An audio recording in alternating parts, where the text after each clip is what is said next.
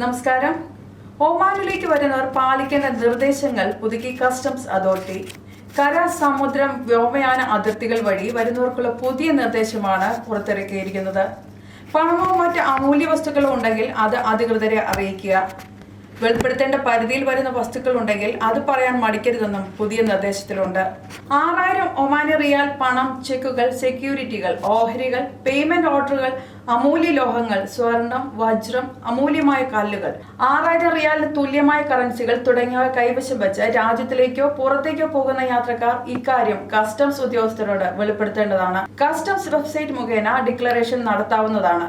അജ്ഞാതയിൽ നിന്ന് ബാഗോ ലഗേജോ സ്വീകരിക്കരുത്. വ്യക്തിഗത ഉപയോഗത്തിനുള്ള video camera, സംഗീത ഉപകരണങ്ങൾ, മൊബൈൽ ഫോണുകൾ, TV റിസീവറും, ബേബി സ്ട്രോളറുകൾ, ഭിന്നശേഷിക്കാരുടെ കസേരകളും സ്ട്രോളറുകളും, കമ്പ്യൂട്ടർ, മൊബൈൽ പ്രിന്ററുകൾ, തുണികളും, വ്യക്തിഗത വസ്തുക്കൾ, വ്യക്തിഗത ആഭരണങ്ങൾ, വ്യക്തിഗത സ്പോർട്സ് ഉപകരണങ്ങൾ, വ്യക്തിഗത ഉപയോഗത്തിനുള്ള മരുന്നുകൾ എന്നിവ കസ്റ്റംസ് തീരുവയിൽ നിന്ന് ഒഴിവാക്കിയിട്ടുണ്ട്.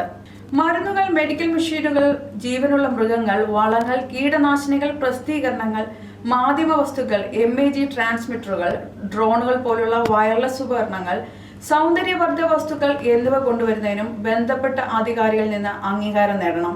നിരോധിച്ചതോ നിയന്ത്രിച്ചതായ വസ്തുക്കൾ മറ്റു യാത്രക്കാരുടെ കൈവശം കണ്ടാൽ അധികൃതരെ അറിയിക്കണമെന്നും നിർദ്ദേശമുണ്ട്.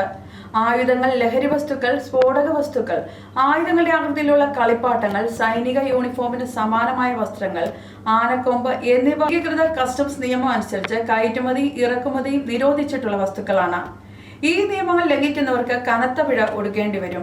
തെറ്റായ വിവരങ്ങൾ നൽകിയാൽ 3 വർഷം വരെ തടവും 10,000 ഒമാൻ റിയാൽ പിഴയും ശിക്ഷ ലഭിച്ചേക്കാം.